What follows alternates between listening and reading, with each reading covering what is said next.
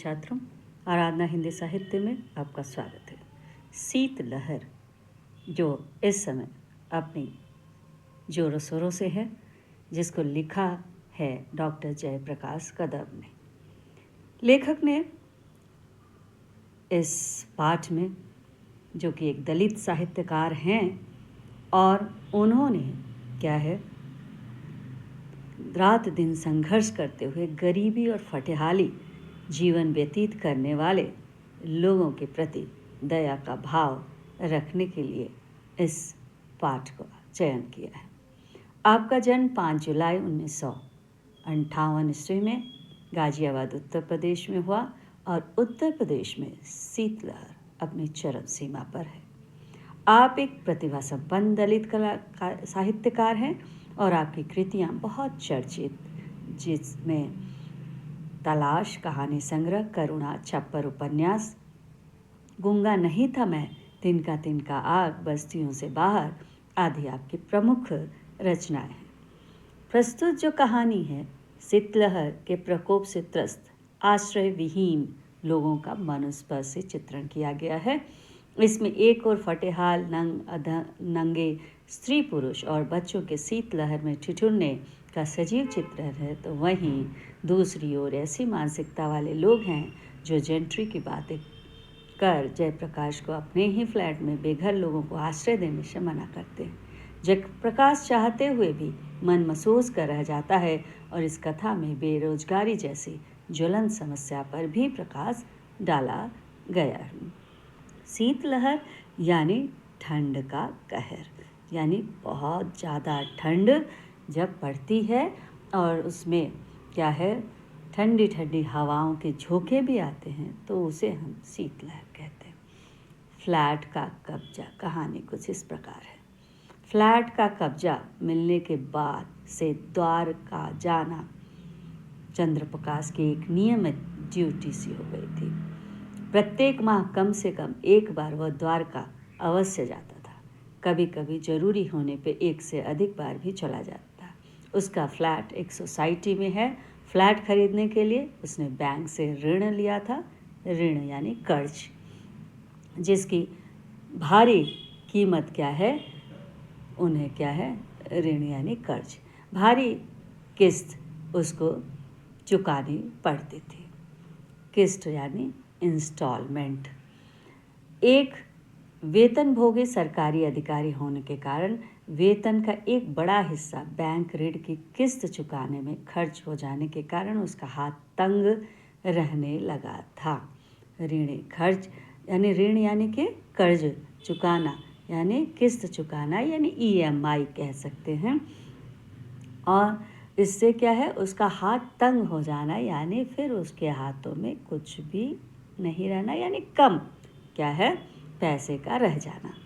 जब लोग EMI चुकाते हैं, बहुत सारी चीज़ों को कर्ज में ले लेते हैं और फिर जब EMI चुकता हर महीने होता है तो उनके हाथ में क्या है, बहुत कम क्या है, रकम रहती है, यानी हाथ तंग रहना उसे कहते हैं।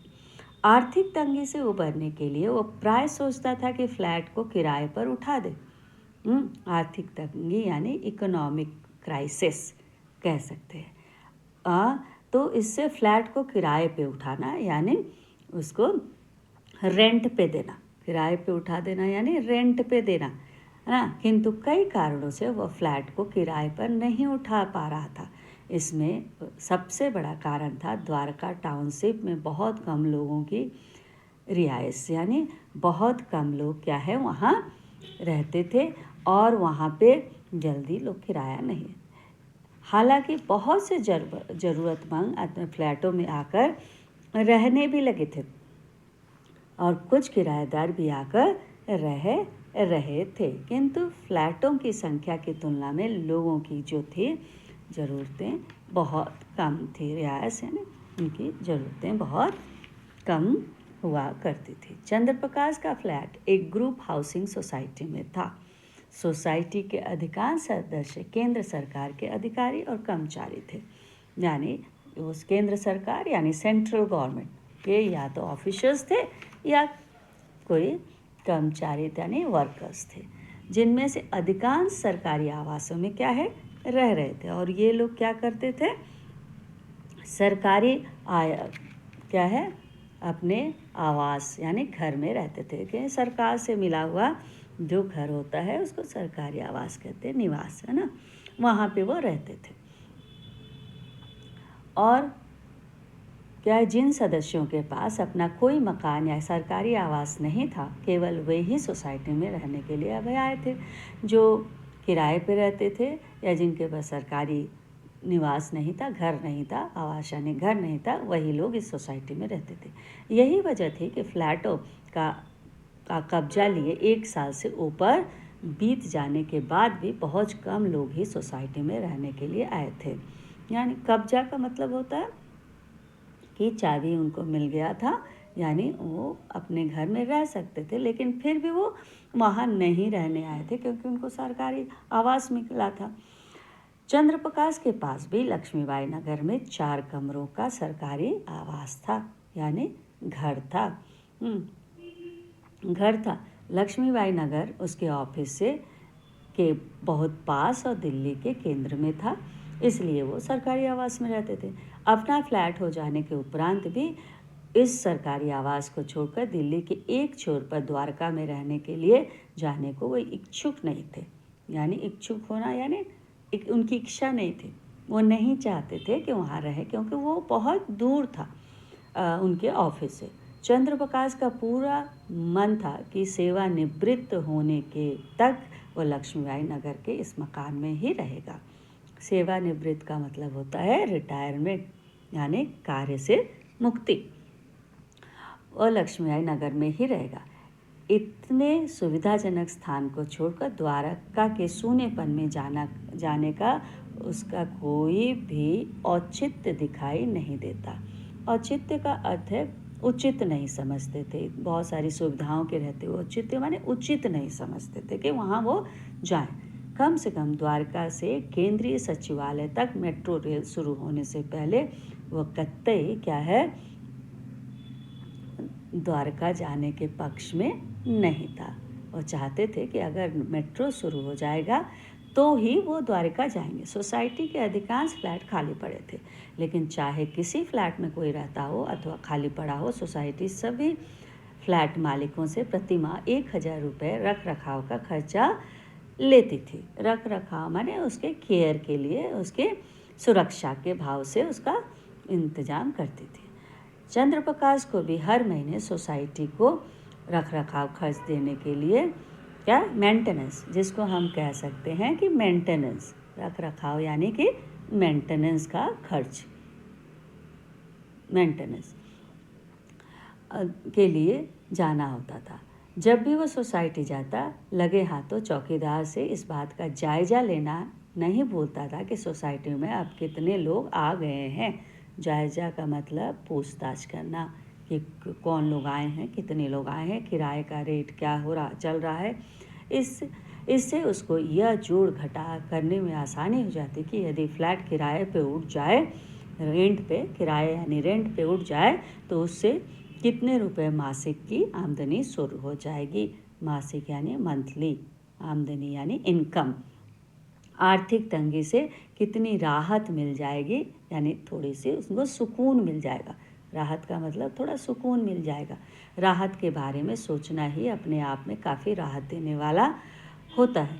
इसलिए जब भी वो सोसाइटी जाता था, काफ़ी राहत का अनुभव होता था। वो बार बार वहाँ जाकर इस बात का जायजा यानी पूछताछ किया करता था कि कितना किराया है, कितने लोग आए हैं। इससे ही उसके मन को बहुत तसल्ली मिलती थी। शायद यह एक प्रमुख कारण रहा हो कि कभी कभी रख रखाव खर्च देने के अलावा भी किसी छुट्टी के दिन वह द्वारका जाकर सोसाइटी हो आता था।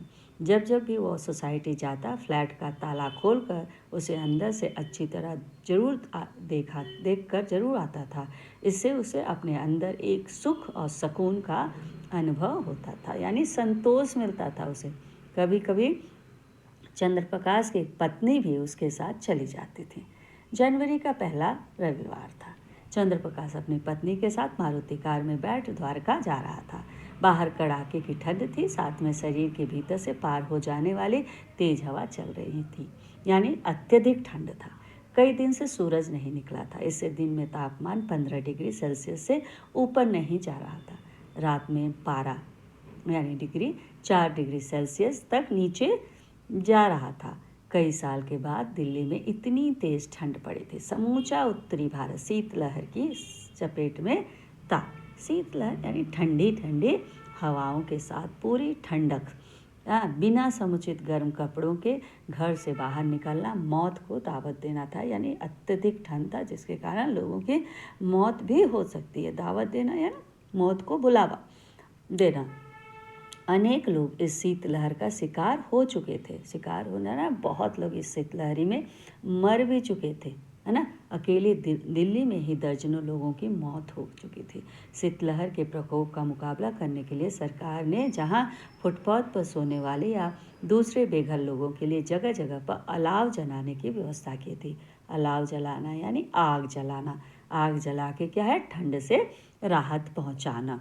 तो वहीं कुछ धनी लोगों, स्वयंसेवी संस्थाओं और राजनेताओं द्वारा बेघर माने जिनका घर नहीं होता, उनसे हम क्या कहते हैं, बेघर कहते हैं। वो लोगों के लोग क्या जो लोग गरीब थे, जिनका घर द्वार नहीं था, उन लोगों को ऊनी वस्त्र और कंबल बांटे जा रहे थे। सरकार द्वारा सभी स्कूलों की छुट्टी कर दी गई थी, यानी स्कूल भी कॉलेज भी इस शीतलहरी में बंद थे। लक्ष्मीबाई नगर से द्वारका तक रास्ते में कई जगहों पर रेड लाइटों, चौराहों, पुलों के पास नंगे अधनंगे स्त्री, पुरुष और बच्चे शीतलहर से कांपते ठिठुरते दिखाई दिए। यानी जो बहुत ही गरीब थे, उनके पास क्या है, इस ठंडक से बचने के लिए कुछ भी नहीं था, जो कि ठिठुरते हुए नजर आ रहे थे, यानी ठंड से कांप रहे थे। लोगों की यह दयनीय हालत देख चंद्रप्रकाश का मन द्रवित हो गया, यानी पिघल गया। उसने बराबर की सीट पर बैठी अपनी पत्नी से कहा, पूनम, देख रही हो इन लोगों को, इतनी कड़ाके की ठंड पड़ रही है और इन लोगों के पास न गर्म कपड़े हैं, न इस शीतलहर से बचने के लिए कोई शेल्टर है। शेल्टर माने रहने का कोई जगह भी नहीं है। चंद्रप्रकाश की पत्नी ने बंद खिड़की के शीशे के पार उन लोगों की ओर देखा और सहानुभूति के स्वर में बोली, सरकार ने खोले तो थे कुछ वर्ष रैन बसेरे माने इनके रहने के लिए स्थान। क्या है, उन्होंने दिए तो थे। क्या हुआ उन रैन बसेरों का? वे रैन बसेरे ऐसे ही बेघर लोगों के लिए तो थे। सरकारी व्यवस्थाएं कैसी होती हैं तुम जानती हो तो हो। रैन बसेरों में भी वे ही लोग रात गुजार सकते हैं जो वहाँ के संचालकों को सुविधा शुल्क देने में समर्थ हो। यानी उन रात में रहने के लिए, रस बसेरों में रहने के लिए उन लोगों की सुविधा के लिए क्या है, शुल्क, जो लोग शुल्क देते थे। शुल्क देना यानी जो लोग उसका शुल्क देना का मतलब होता है कि जो लोग उसके पैसे देते थे, थोड़े सा कुछ भी, तो उन्हीं लोगों को क्या है, वहाँ यहाँ भी क्या है, घूस चल रही है। इन लोगों के पास ना खाने को है ना पहनने को, कहाँ से देंगे ये लोग? सुविधा शुल्क यानी कुछ पैसे वहाँ रहने के लिए। इन लोगों के लिए नहीं है ये रैन बसेरे। कहने के साथ वह एक क्षण रुका, फिर धीरे से बोला, क्या ज़िंदगी है इन लोगों की। अपनी ऐसी ज़िंदगी के लिए ये लोग खुद भी कम जिम्मेदार नहीं हैं। यदि ये लोग मेहनत से कमाए तो इस तरह यहाँ फुटपाथ पर भूखे नंगे क्यों पड़े रहें? उसकी पत्नी ने अपनी प्रतिक्रिया दी यानी कि अपनी बात कही। हाँ, लेकिन वह अपनी पत्नी के तर्क से सहमत नहीं हुआ। सहमत यानी राजी नहीं हुआ कि वो जो कह रही है वो सही है। उसने अपनी राय दी, बात तो तुम्हारी ठीक है, पर इन लोगों को काम मिलेगा कहाँ? एक तो वैसे ही आजकल कहीं काम नहीं है, बेरोजगारी सुरसा के मुंह की तरह बढ़ती जा रही है। सुरसा के मुंह की तरह यानी एक राक्षस की तरह, सुरसा एक राक्षसनी थी, उसी की तरह मुंह भाए खड़ी है। यानी बेरोजगारी अपने चरम सीमा पे है, बहुत ज़्यादा हो गई है। तो इनको काम कहाँ से मिलेगा? यदि कहीं पर काम मिलता भी है तो जान पहचान से ही। इनको कौन जानता पहचानता है?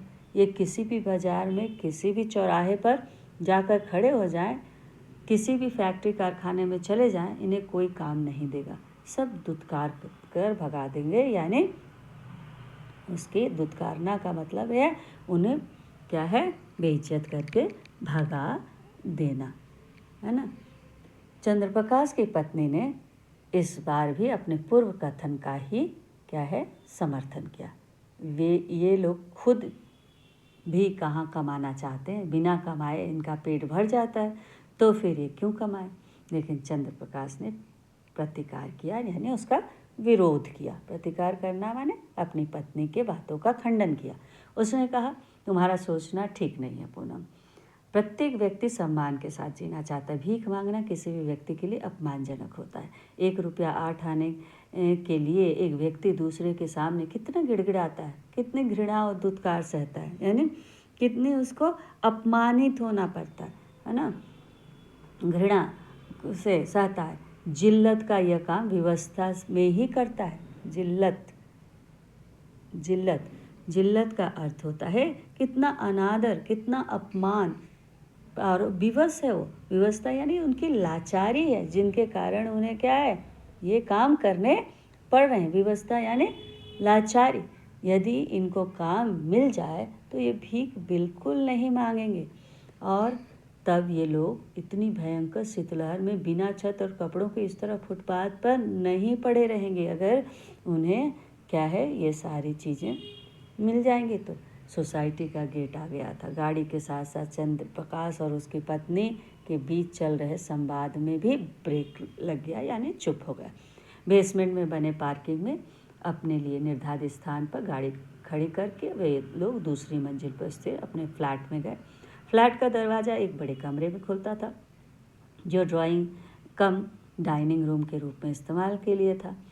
बाईं ओर एक छोटा सा सर्वेंट रूम था और उसके साथ जुड़े लैट्रिन बाथरूम। सर्वेंट रूम के ठीक साथ में स्टोर रूम था। ड्राइंग रूम पार करने के बाद आगे 3 बड़े बड़े कमरे थे। सब कमरों के साथ अलग अलग लैट्रिन बाथरूम थे। साथ में एक अच्छी बड़ी रसोई थी, पूरी तरह धूप और हवादार। प्रत्येक कमरे के साथ एक छोटी बालकोनी थी। खिड़की, दरवाजे, पुताई, पेंट, वुडवर्क सब काम हो चुका था। बिजली पानी के कनेक्शन भी लगे हुए थे। फ्लैट पूरी तरह से रहने के लिए तैयार था, लेकिन खाली पड़ा रहने के कारण खिड़की दरवाजों पर धूल की हल्की परत जम गई थी, यानी डस्ट लगा हुआ था। चारों ओर से बंद रहने की वजह से फ्लैट में गंदी हवा फैली हुई थी, जो घुटन पैदा कर रही थी। चंद्रप्रकाश ने गंदी हवा बाहर निकालने के लिए सारे खिड़की दरवाजे खोल दिए। गंदी हवा के साथ साथ एक कमरे में 2 कबूतर भी अपने पंख फड़फड़ाते हुए बाहर निकले। फ्लैट का पूरी तरह एक मुआयना करने के बाद, मुआयना करना यानी चारों तरफ से देखना, है ना। चंद्रप्रकाश ने खिड़की दरवाजे पर कितनी धूल जमी है यह जानने के लिए अपनी एक अंगुली पर खिड़की पर रगड़ी, यानी उंगली लगाया। ढेर सारी धूल उसकी उंगली पर चिपक गई। अंगुली पर, अंगुली माने फिंगर, जमी धूल को अपनी पत्नी को दिखाते हुए बोला, देखो कितनी गंदगी है, न रहने से मकान कितना बेतरतीब हो गया है। यानी इस तरह से बेतरतीब और गंदा हो चुका है, यानी वो जिसका ख्याल नहीं रखा था बिना वजह के। उसकी पत्नी ने सहमति में सिर हिलाते हुए धीरे से कहा, हाँ सो तो है।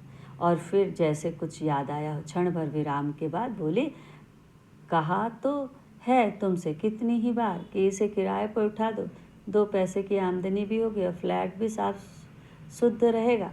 बात तो तुम्हारी ठीक है, पर दे किसको? कई लोगों को बोल चुका हूँ। सोसाइटी के सेक्रेटरी और चौकीदार से भी कहा है कि कोई किराएदार टकराए तो बताना। टकराए माने मिले तो बताना, पर कोई किराएदार मिलता ही नहीं। अभी यहाँ अधिक डेवलप नहीं हुआ है ना, इसलिए लोग अभी इधर आने में हिचक रहे हैं, यानी नहीं चाह रहे। चंद्रप्रकाश ने वस्तुस्थिति समझाई कि ये जो है इलाका थोड़ा उतना डेवलप नहीं हुआ है, इसलिए लोग यहाँ किराए पर नहीं आ रहे हैं। उसकी पत्नी खामोश हो गई, यानी चुप हो गई। बराबर वाले ब्लॉक में एक फ्लैट में काम चल रहा था। वो बालकोनी में आकर उधर देखने लगी। चंद्रप्रकाश भी बालकोनी में चला गया और वह भी उस ओर देखने लगा, लेकिन सर्द हवा के प्रहारों ने अधिक समय तक उन्हें बालकनी में खड़े रहने दिया। सर्द हवा के प्रहार में ठंडी ठंडी हवाएं जो ठंडक की थी वो उनको वहाँ अधिक देर तक नहीं खड़ने दिया। और चलो पूनम अंदर चलो, बहुत खतरनाक हवा है, कहते हुए वो अपनी पत्नी के साथ बालकनी छोड़कर कमरे के अंदर आ गया और हवा से बचने के लिए दरवाज़ा बंद कर दिया। थोड़ी देर फ्लैट में बिताने के बाद वे लोग फ्लैट के बाहर आ गए। दरवाज़ा लॉक करते हुए चंद्रप्रकाश ने देखा कबूतरों का वो जोड़ा जो फ्लैट के अंदर से उड़कर बाहर आ गया था, उस समय दरवाजे के ऊपर बनी छोटी सी एग्जॉस्ट खिड़की पर बैठा फ्लैट के अंदर घुसने का प्रयास कर रहा था। उसने अपनी पत्नी का ध्यान उस आकृष्ट किया। आकृष्ट करना माने होती है दिखाया। देखो, आदमियों के रहने के लिए घर नहीं है और यहाँ इतने बड़े फ्लैट में कबूतर राज कर रहे हैं। उसकी पत्नी ने कबूतरों की ओर देखा और धीरे से कहकर सहमति में अपना सिर हिलाया। बेघर लोगों का ध्यान आते ही चंद्रप्रकाश का ध्यान अपनी सोसाइटी के पास खुले आसमान के नीचे रह रहे लोगों की ओर चला गया। वह सोचने लगा, इतने सारे फ्लैट खाली पड़े हैं और इन लोगों के पास इस भयंकर शीतलहर में भी, यानी बहुत ज़्यादा ठंडक में भी, सिर छिपाने के लिए कोई ठिकाना नहीं है। यदि इनको भी सिर छिपाने के लिए कोई ठोर मिल जाए, ठोर का मन न जगह मिल जाए, तो उनका मन करुणा से भर उठा और उसके मन में ये विचार उभरा कि ठंड से मरने वाले लोग ये ही तो होते होंगे जिनके पास इस ठंड से बचने का कोई उपाय नहीं है। यदि कुछ दिन के लिए लोग अपने फ्लैट इन लोगों को रहने के लिए दे दें तो क्या हो जाएगा? इससे कुछ लोग ज़रूर ठंड से मरने से बच जाएंगे। इस तरह इन फ्लैटों में कबूतर रहते हैं, आदमी रह लेंगे तो क्या बुरा होगा। तो इस प्रकार से क्या है, उसका मन किया कि चंद्र प्रकाश लेखक का कि कम से कम मानवता के कारण लोगों को रहने दिया जाए। मस्तिष्क में इस विचार के आते ही वो अपनी पत्नी की ओर मुँह करके बोला, पूनम। उसकी पत्नी ने उसकी ओर प्रश्न सूचक दृष्टि से देखा, यानी क्वेश्चन, प्रश्न सूचक यानी प्रश्न करते हुए कि हमारा फ्लैट खाली पड़ा है, इसमें कबूतर हकते मुकते हैं, यानी गद्दा करते हैं, और उधर सामने देखो, कहते हुए उसने हाथ के संकेत से उसका ध्यान सोसाइटी के कुछ दूर सड़क के किनारे रह रहे लोगों की ओर आकृष्ट किया। ये बेहद लोग ठंड से मरे जा रहे हैं। यदि कुछ दिन के लिए हम अपने फ्लैट में इन लोगों को रहने दें तो क्या बुरा है। उसने अपने मन की बात कह दी अपनी पत्नी से। उसकी पत्नी ने विस्मय यानी आश्चर्य से उसकी ओर देखा। विस्मय यानी आश्चर्य से उसकी ओर देखा और बेरुखे से स्वर में, बेरुखे माने अटपटे से, बिना सहमति जवाब बोली, दे दो इन लोगों को रहने के लिए, लेकिन फिर भूल जाना इस फ्लैट को। क्या मतलब? वो अपनी पत्नी के शब्दों का आशय नहीं समझ पाया। आशय यानी मतलब, उसका मतलब वो नहीं समझ पाया कि वो क्या कह रही है। उसकी पत्नी ने खोल कर समझाया, एक बार फ्लैट में आने के बाद तुम इनको बाहर नहीं निकाल पाओगे। किराए पर भी किसी जान पहचान वाले व्यक्ति को या उसके माध्यम से ही क्यों देना चाहते हो? इसलिए ना कि उससे फ्लैट खाली कराने में दिक्कत नहीं होगी। अनजान आदमी का क्या भरोसा है कि वह कैसा निकल जाए। ज़बरदस्ती तो किसी को निकालने से रहे, और यदि निकल भी जाए तो फ्लैट का ऐसा सत्यानाश कर देंगे कि इसे रहने लायक नहीं छोड़ेंगे। यानी अगर इन गरीब लोगों को फ्लैट दिया जाए तो वो उसका बुरा हाल कर देंगे। चंद्रप्रकाश अपनी पत्नी की बात से सहमत नहीं हुआ। उसने अपना तर्क दिया, तुम जिनकी बात कह रही हो वे दूसरे लोग होते हैं, ये लोग इस तरह के नहीं हैं। इन बेचारों की क्या हैसियत है कि किसी का मकान खाली नहीं करें, बल्कि ये लोग तो इतना एहसान मानेंगे तुम्हारा कि तुम्हारे लिए कुछ भी करने को तैयार हो जाएंगे। तुमको विश्वास है इन पर? उसकी पत्नी ने उसकी आंखों में अपनी आंखें गड़ाते हुए पूछा। हाँ, मुझे विश्वास है। शब्द ही नहीं, उसकी बॉडी लैंग्वेज भी बता रही थी कि चंद्रप्रकाश इस बात के प्रति पूरी तरह से आश्वस्त था, एकदम निश्चिंत था कि वे लोग ऐसा काम, आश्वस्त होना यानी एकदम निश्चिंत होना, ये लोग ऐसा काम नहीं करेंगे। उसकी पत्नी ने ज़्यादा तर्क करना उचित नहीं समझा और यह कर अपनी बात को विराम दे दिया। तो फिर दे दो इनको रहने के लिए, है ना। और लेकिन पहले सोसाइटी के पदाधिकारियों से पूछ लो, क्या वे लोग इसके लिए अलाउ करेंगे। ये लोग इतनी गंदगी फैलाएंगे कि सारी सोसाइटी को गंदा करके रख देंगे। सोसाइटी बिल्कुल अलाउ नहीं करेगी इनको रहने के लिए। उसकी पत्नी की बात सही निकली। सोसाइटी के सेक्रेटरी से चंद्र प्रकाश ने इस बारे में पूछा तो उसने यह कहकर स्पष्ट मना कर दिया कि आप अच्छी तरह जानते हैं कि सोसाइटी के सदस्य एक खास जेंट्री के लोग हैं। जेंट्री माने एक खास क्या कैटेगरी के लोग हैं, और इन सड़क के लोगों की क्या जेंट्री है, यानी लोगों का रहन सहन खान पान। जेंट्री यानी उनका रहन सहन हमारे बराबर नहीं है। सोसाइटी का कोई सदस्य इनको बर्दाश्त नहीं करेगा। आपकी भावनाओं की हम कद्र करते हैं, लेकिन हमें केवल आपकी नहीं, सोसाइटी के सारे सदस्यों की भावनाओं को देखना है। इसलिए इन लोगों को सोसाइटी के अंदर रहने की इजाज़त नहीं दी जा सकती। यानी रहने इजाज़त देना यानी परमिशन हम क्या है नहीं दे सकते। सेक्रेटरी का यह जवाब चंद्र प्रकाश को बहुत अमानवीय लगा, क्योंकि मानवता की अमानवीय माने मानवता की श्रेणी में नहीं लगा। उसके मन में आया कि सेक्रेटरी से यह कहे कि मैं अपने फ्लैट में खुद रहूं, चाहे जिनको रहने को दूं, तुम्हें क्या। किंतु वह जानता था कि सोसाइटी वाले अपने ढंग से ही चलेंगे और उसकी बात को तवज्जो नहीं देंगे, यानी उसकी बात को ध्यान नहीं देंगे। तवज्जो देना यानी ध्यान नहीं देंगे, है ना। और इसलिए उसने बहस करना उचित नहीं समझा और चुप लगा गया और चुप्पी साध ली। जिस समय घर लौटने के लिए चंद्र प्रकाश सोसाइटी के गेट से बाहर निकला तो दिन के 2 बजे गए थे, लेकिन घनी धुंध छाई रहने के कारण, धुंध का मतलब है कोहरा, है ना, चारों तरफ कोहरा छाया हुआ था और सुबह से सूर्य के दर्शन भी नहीं हुए थे। इसने वातावरण को और भी क्या कर रहा था, सर्द बना दिया था, यानी ठंडक और भी बढ़ा दी थी, क्योंकि सूर्य निकला ही नहीं था। वो सोसाइटी से फलांग भर आगे निकला होगा। फलांग माने थोड़ी ही दूर पे, फलांग का अर्थ है थोड़ी दूर पे ही, कि आगे ही बढ़ा होगा। कि उसकी नज़र रेड लाइट के पास सड़क के किनारे बैठे 5-6 बच्चों पर गई। बिना गर्म कपड़े पहने लगभग 4 से 10 साल तक की उम्र के ये सारे बच्चे एक फटी पुरानी साड़ी ओढ़े बैठे थे। साड़ी को उन्होंने चारों ओर से ढांपा हुआ था, लेकिन उसकी टांगें साड़ी के बाहर के अंदर नहीं समा पा रही थी। वे बार बार अपनी नंगी टांगों को साड़ी के अंदर समेटने की कोशिश कर रहे थे, लेकिन सफल नहीं हो रहा था। यानी गरीब बच्चे एक साड़ी के अंदर अपने आप को ठंड से बचाने की कोशिश कर रहे थे। संयोग से लाल बत्ती होने पर कार रुकी तो उसने देखा बच्चों की उदास आंखें आशा और उत्सुकता से उनकी ओर देख रही थी। उत्सुकता यानी कुछ पाने की लालच से। हरी बत्ती होने में अभी समय था, वह भी बच्चों की ओर देखने लगा।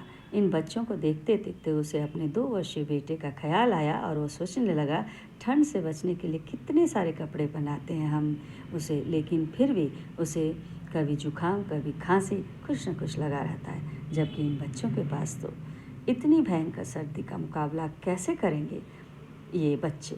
उसे लगा बच्चे उससे मदद मांग रहे हैं। उसका मन हुआ कि इस बच्चों की कुछ मदद करें। उसने बच्चों को 100 रुपये देने चाहे और पर्स निकालने के लिए हाथ कोट की जेब में डाला, लेकिन फिर यह सोचकर रुक गया कि 100 रुपये देने से भी इनका क्या भला होगा। 100 रुपये इनको सर्दी से नहीं बचा सकते। फिर इनकी मदद करूं तो कैसे करूं। उसे अपनी व्यवस्था पर झूम आया। व्यवस्था यानी लाचारी, मजबूरी पर झूम आया यानी दुख हुआ, है ना। लाचारी, व्यवस्था का मतलब होता है लाचारी, और झूम का मतलब होता है कि दुख हुआ। उस अपना झूम उसने सोसाइटी के पदाधिकारियों पर उतारा। यदि सोसाइटी वाले अलाउ कर दें तो इसमें क्या हर्ज है। कम से कम शीतलहर के कुछ दिन तो ये लोग वहाँ बिता सकते हैं। अलाउ करना यानी आग जला देना, है ना, कि अलाउ कर दें और शीतलहर में कुछ दिन के लिए इनका क्या है गुजारा हो जाता, अगर वहाँ रहने के लिए कर दे तो, है ना। बस बत्ती हरी हो गई थी। चंद्रप्रकाश ने अपनी गाड़ी स्टार्ट की और एक्सीलेटर पर पैर रखते हुए बच्चों की ओर देखा। उम्मीद में चमकती उनकी आंखें अभी भी उसकी ओर टिकी थीं। गाड़ी आगे बढ़ाते हुए उसने खिड़की का शीशा नीचा कर बच्चों की ओर हाथ उठाकर धीरे से बाय बाय किया। बच्चों ने उत्साह उमंग से एक दूसरे की ओर देखा। उनकी आंखों में खुशी की रेखाएं चमक उठी थीं। उसने गौर से बच्चों की ओर देखा और सोचा, केवल एक बाय बाय करने से कैसे इन बच्चों के चेहरे खुशी से खिल उठते हैं। एक बार फिर उसने हाथ के साथ सिर हिलाकर उनको बाय बाय किया और एक्सीलेटर पर पैर का दबाव बढ़ा दिया। गाड़ी रेड लाइट पार करके आगे निकल आई, लेकिन चंद्रप्रकाश ने क्या किया, शीशे में से देखा। शीतलहर के कारण बच्चे अपने हाथ साड़ी में से बाहर नहीं निकाल रहे थे, लेकिन उनकी आंखें अभी भी उनका पीछा कर रही थीं। शीतलहर से बचने के उपक्रम में वे एक दूसरे के भीतर को घुसे जा रहे थे। उसे भी अपने अंदर से शीतलहर गुजरती महसूस हुई।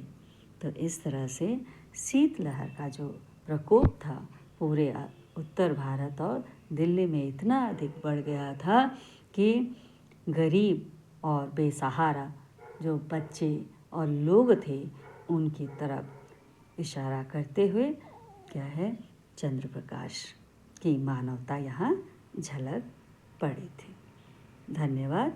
Please like, subscribe and